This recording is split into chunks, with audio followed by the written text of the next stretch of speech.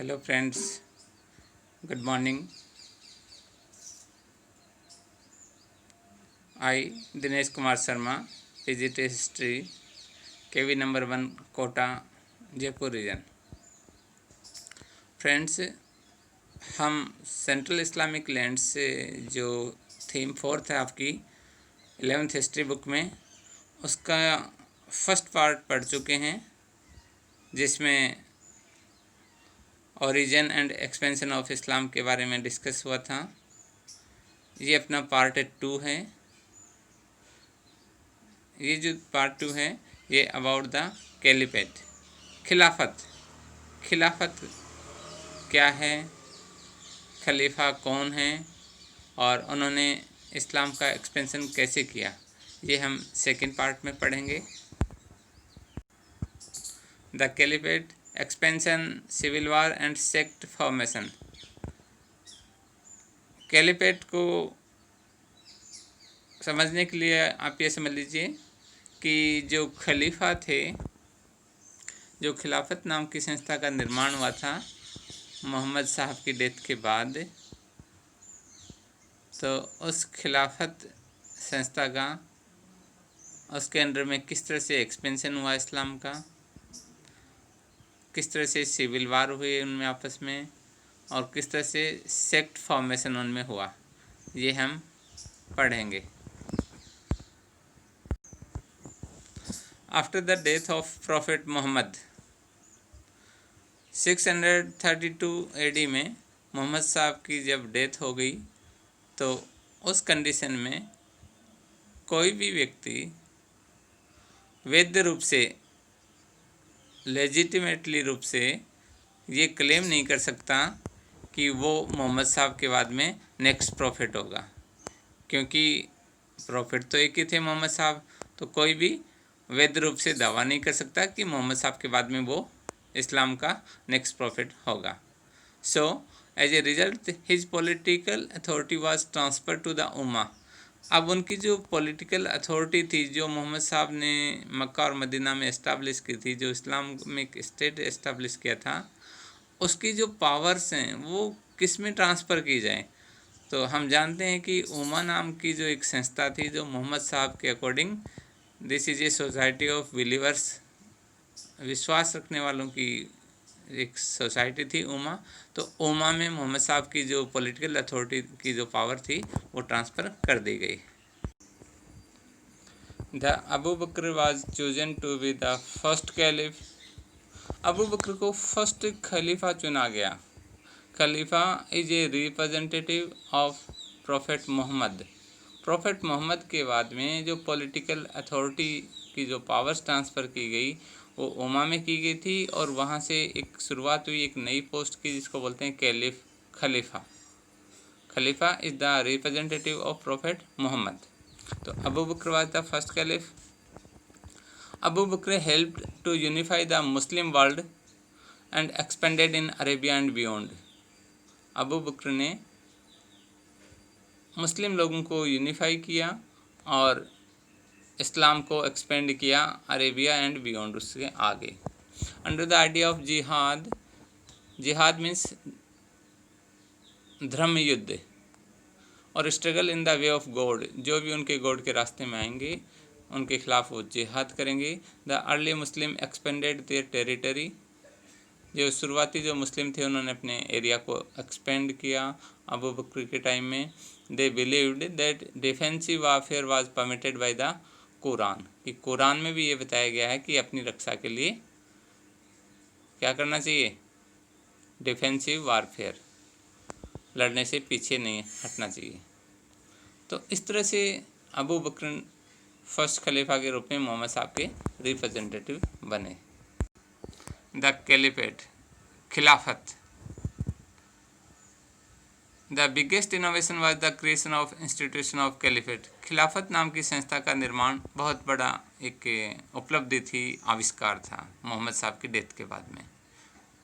इसमें जो कम्युनिटी का लीडर होता है उसको अमीर अल मोमिनीन के नाम से जानते थे।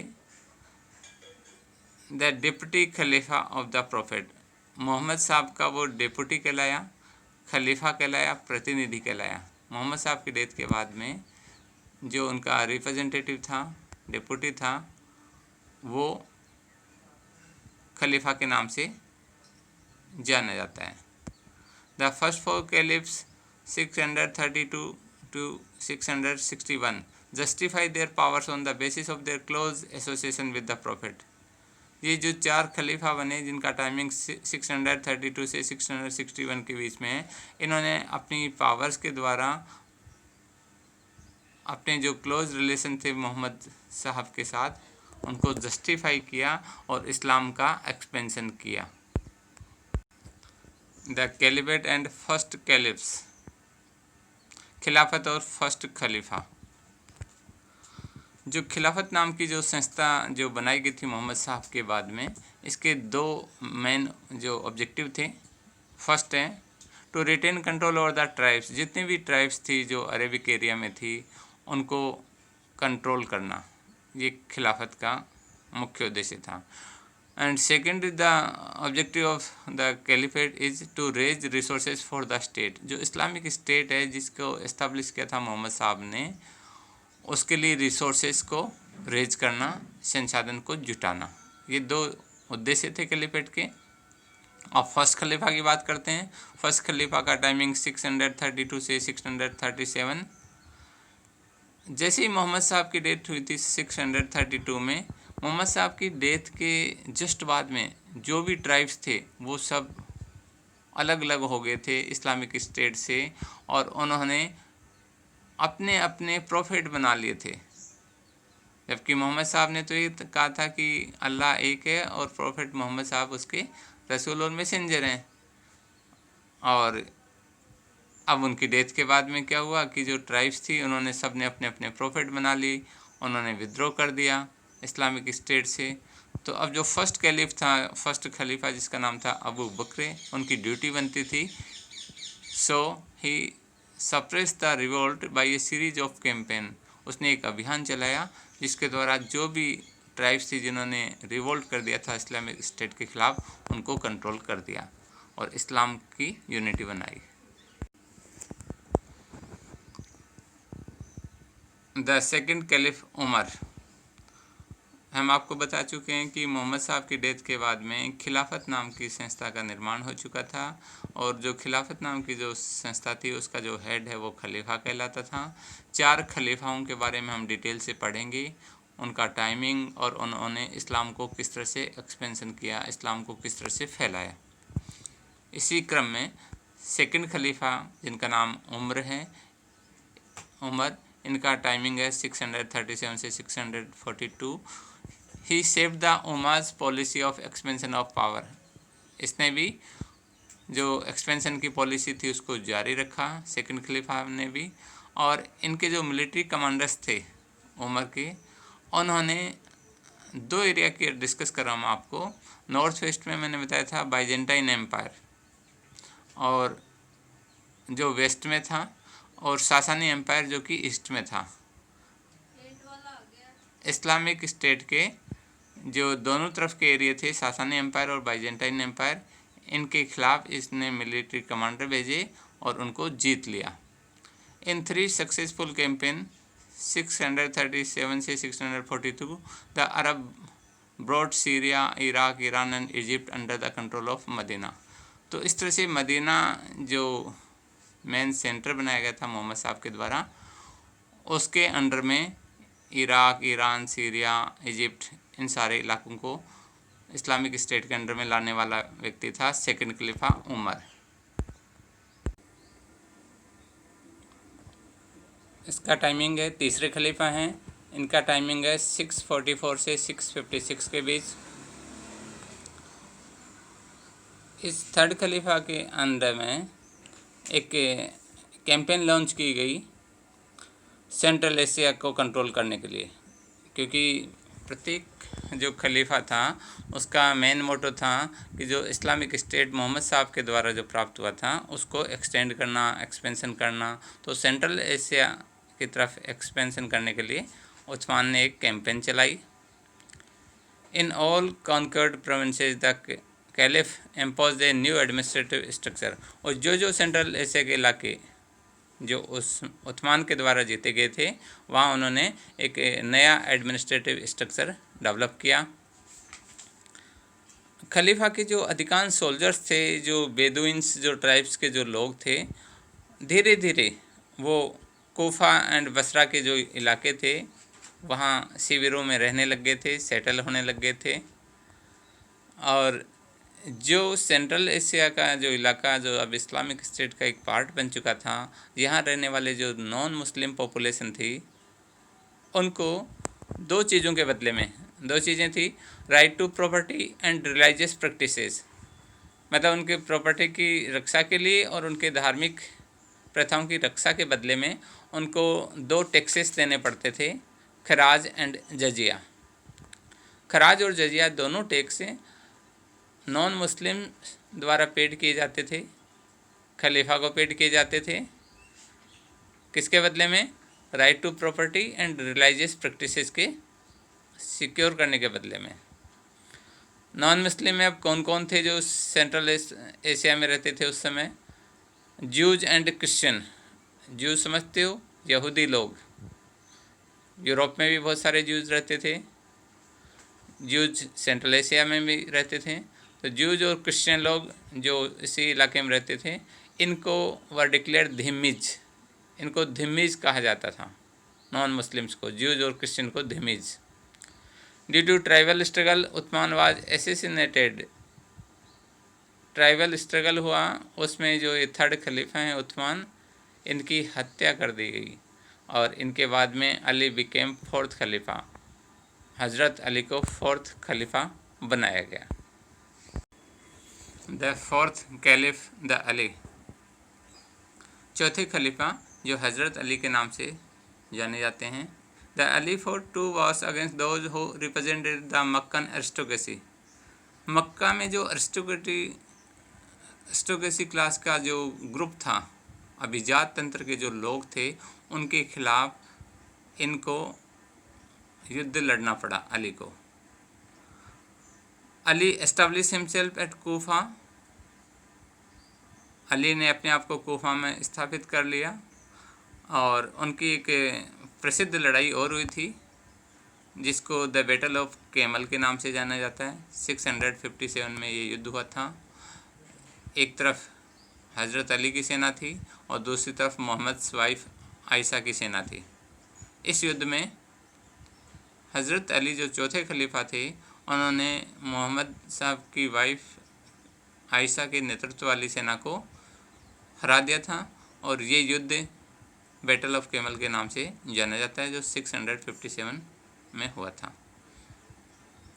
लेकिन अली एक और विद्रोह जो हुआ था, विद्रोह करने वाला था उस्मान का नातेदार और सीरिया का गवर्नर जिसका नाम था मुआविया। उसके विद्रोह को अली नहीं कंट्रोल कर पाया। Ali was assassinated by a Khariji in a mosque at Kufa, और कोफा जहां अली रहते थे, हज़रत अली साहब रहते थे, वहां पर एक खर्जी के द्वारा उनकी हत्या कर दी गई। तो इस तरह से हम देखते हैं कि इस्लाम का एक्सपेंशन है, इसमें 4 खलीफाओं का योगदान है और उन 4 खलीफाओं में से 2 खलीफाओं की हत्या कर दी गई थी। कौन कौन से 2 खलीफा थे? एक हैं उस्मान और दूसरे हैं अली। इन दोनों की हत्या कर दी गई थी, थर्ड और फोर्थ की। नेक्स्ट है सुन्नी वर्सेस शिया। देखिए, जनरली अधिकांश धर्मों के 2 ग्रुप बन चुके हैं। जैनियों के श्वेतांबर और दिगंबर हैं, बुद्धिस्ट के हीनयान और महायान हैं, क्रिश्चियन के कैथोलिक और प्रोटेस्टेंट हैं। ऐसे ही इस्लाम के भी 2 ग्रुप हैं, शिया और सुन्नी। कौन थे ये लोग, का भी इनका ओरिजिन हुआ? हज़रत अली के बाद में जो मुस्लिम कम्युनिटी थी वो 2 ग्रुप में बट गई थी, Sunni versus Shia. Sunni Muslim supported the Umayyad dynasty. Sunni मुसलमान थे, उन्होंने उमैयद डायनेस्टी को सपोर्ट किया। उमैयद डायनेस्टी क्या इस्टेब्लिश करने वाला था? सीरिया का गवर्नर मुआविया, उसने उमैयद डायनेस्टी की स्थापना की थी। They believe the caliph does not need to be a direct descendant of Mohammad. Sunni मुसलमानों का क्या मानना है कि जो खलीफा है वो मोहम्मद साहब से का डायरेक्ट उत्तराधिकारी हो, ये ज़रूरी नहीं। जबकि शिया मुस्लिम्स हैं, उनका क्या मानना है? शिया मुस्लिम्स हैं वो हुसैन साहब को सपोर्ट करते थे and believe that the caliph should be a direct descendant of Mohammad. और शिया लोगों का ये मानना था कि जो खलीफा है वो मोहम्मद साहब का डायरेक्ट डिसेंडेंट होना चाहिए, उत्तराधिकारी होना चाहिए, through his son in law Ali and his grandson. तो शिया मुस्लिम थे, वो हुसैन की जो हुसैन साहब में बिलीव करते थे, और जो सुन्नी हैं वो उनके अगेंस्ट विचारधारा के थे। उनका ये मानना था कि मोहम्मद साहब का डायरेक्ट उत्तराधिकारी होना आवश्यक नहीं था। तो इस तरह से मुस्लिम कम्युनिटी दो ग्रुप में बढ़ गई थी, शिया और Sunni. The Umayyads and the centralisation of politics. Umayyad और राजनीति का केंद्रीकरण। The Muawiyah, the governor of Syria in 661 after Ali declared himself as caliph।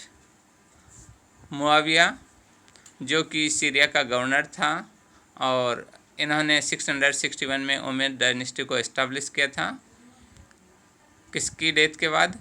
Ali की डेथ के बाद में अपने आप को खलीफा डिक्लेयर कर दिया। इसका नाम था Muawiya. He founded the Umayyad dynasty which lasted till 750। ये जो इस्टेब्लिश हुई थी उमैयद डायनेस्टी, जिसको मुआविया ने इस्टेब्लिश किया था, ये 661 से लेके 750 तक चली थी। उमैयद डायनेस्टी के नाम से प्रसिद्ध है। इसका फाउंडर मुआविया था। मुआविया ने क्या चेंज किया कि इसने कैपिटल को दमिश्क में स्थापित कर लिया। सीरिया जो कंट्री है वहाँ पर दमिश्कस है, वहाँ पर अपनी कैपिटल को मूव कर दिया। और उसने एक और चेंज किया, बाइजेंटाइन जो एम्पायर था, जो अरब इस्लामिक स्टेट के वेस्ट में था, तो बाइजेंटाइन एम्पायर की जो सेरेमनीज एंड एडमिनिस्ट्रेशन इंस्टीट्यूशन थे उनको एडॉप्ट कर लिया। मतलब उनके कोर्ट में जो भी सेरेमनीज होती थी उनको अपने कोर्ट में लागू कर लिया, और जो उनके एडमिनिस्ट्रेटिव इंस्टीट्यूशंस होते थे उनको इस्लामिक स्टेट में लागू कर दिया, बाइजेंटाइन सिस्टम को। He also introduced hereditary succession.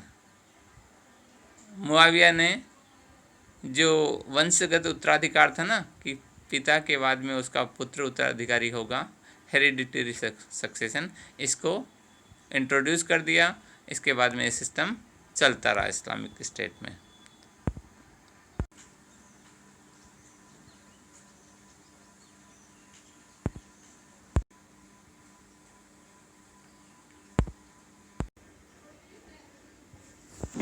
ये जो आप उमैयद एम्पायर का एरिया देख रहे हो, जिसमें अधिकांश जो अफ्रीका कॉन्टिनेंट है इसका नॉर्थ और वेस्टर्न पार्ट है, जिसमें वर्तमान में Morocco, Algeria, Libya, Egypt, Sudan, Chad, Niger आदि कंट्रियां हैं।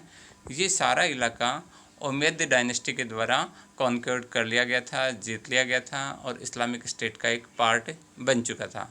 इसमें सोमालिया भी शामिल था। और इस्लामिक स्टेट में जो मेन एरिया थे, Saudi Arabia, Yemen, Oman, the UAE, Iran, Iraq and near by area, ये ऑलरेडी इस्लामिक स्टेट का पार्ट थे। तो इस तरह से एरिया वाइज हम देखें तो उमैयद डायनेस्टी एक बहुत बड़े एरिया में फैल चुकी थी, जिसमें इस्लाम का एक्सपेंशन हो रहा था। अब्द अल मलिक 685 to 705 ये इसका टाइमिंग है। एंड हिज पॉलिसीज़, और उसकी नीतियाँ। अब्द अल मलिक जो उमैयद डायनेस्टी थी, उमैयद डायनेस्टी के जो रूलर्स थे उनमें बहुत ही प्रसिद्ध था अब्दुल मलिक, और इसके उत्तराधिकारियों सक्सेसर्स के टाइम में अरब और इस्लामिक दोनों पहचान को बनाए रखा गया, दोनों की पहचान को अपनाने में और मजबूती से इनको बनाया गया। अरब और इस्लामिक पहचान दोनों को मजबूती प्रदान की गई। उसने अरेबिक लैंग्वेज को अडॉप्ट किया, प्रशासन की भाषा बनाया अरबी को, ये इसका एक बहुत बड़ा परिवर्तन था। Arabic language adopt as a administration language. Next है he introduce of an Islamic coinage. इसने अब्दुल मलिक ने, जो कि उमैयद डायनेस्टी का एक प्रसिद्ध शासक था, इसने अपने टाइम में इस्लामिक स्टेट में इस्लामिक कॉइनेज चलाए, इस्लामी सिक्के चलाए। एक तो अरेबिक लैंग्वेज को एडमिनिस्ट्रेशन की लैंग्वेज बनाया और दूसरा इस्लामिक कॉइनेज चलाए। इससे पहले जो खिलाफत का जो टाइम था उसमें भी कॉइन्स चल रहे थे। गोल्ड के कॉइन्स हैं वो दिनार के नाम से जाने जाते थे, और जो सिल्वर कॉइन्स थे चांदी के वो दिरहम के नाम से जाने जाते थे। लेकिन उनमें जो इंस्क्रिप्शंस जो लिखे होते थे इन कॉइन्स में, वो ग्रीक लैंग्वेज में और ईरानी लैंग्वेज में लिखे होते थे। ग्रीक और ईरानी लैंग्वेज में जो इंस्क्रिप्शन थे इसने चेंज किया और इसने अरेबिक में इंस्क्रिप्शन लिखा दिए। ये बहुत बड़ा चेंज था। तो इसके 3 चेंज हो गए मेन। तो अरेबिक को एडमिनिस्ट्रेशन की भाषा बनाया, दूसरा इस्लामिक कॉइन्स जारी किए, तीसरा इस्लामिक कॉइन्स पर जो इंस्क्रिप्शन था जो कि ग्रीक और ईरानी लैंग्वेज में स्क्रिप्ट में लिखा गया था, उसके स्थान पर अरेबिक इंस्क्रिप्शन उसने लिखाए। अब्दुल मलिक का आर्किटेक्चर के फील्ड में बहुत बड़ा योगदान था। उसने जो डेवलपमेंट हो रहा था इस्लामिक स्टेट में, उसमें अरब इस्लामिक आइडेंटिटी की एक बिल्डिंग थी जिसका नाम था the dome of rock in Jerusalem में एक डोम ऑफ रॉक बनाई, जो बहुत ही भव्य बिल्डिंग है, आज भी बहुत ही दर्शनीय है, बहुत सारे टूरिस्ट आते हैं। अगली स्लाइड्स में आपको the dome of the rock जो कि जेरूसलम में है वो दिखाएंगे। ये देखिए the dome of the rock in Jerusalem, कितनी भव्य इमारतें हैं। इसकी वॉल्स पर देखिए किस तरह की कलाकारी की गई है। इसका डोम देखिए किस तरह का बना हुआ है, कितना विशाल, उस समय का 7th सेंचुरी में, आज से लगभग 1300 ईयर पहले इस तरह का आर्किटेक्चर है वो उमैयद डायनेस्टी के शासकों ने फॉलो किया था, और उसी का एक ये नायाब एग्जाम्पल है the dome of the rock in Jerusalem, जो कि पवित्र भूमि है, वहाँ पर ये बना हुआ है। कभी इन फ्यूचर आप लोग भी यहाँ जाएं तो इसको ज़रूर देखिए। अरब इस्लामिक आर्किटेक्चर का एक बहुत बड़ा एग्जाम्पल है, बहुत भव्य इमारत है जहाँ बहुत सारे टूरिस्ट लोग इसको देखने के लिए जाते हैं। तो इस तरह से हम ये chapter 4 the central Islamic land का जो सेकंड पार्ट था ये हम पूरा कर चुके हैं। इसका 3rd पार्ट हम नेक्स्ट में स्टार्ट करेंगे। Thank you.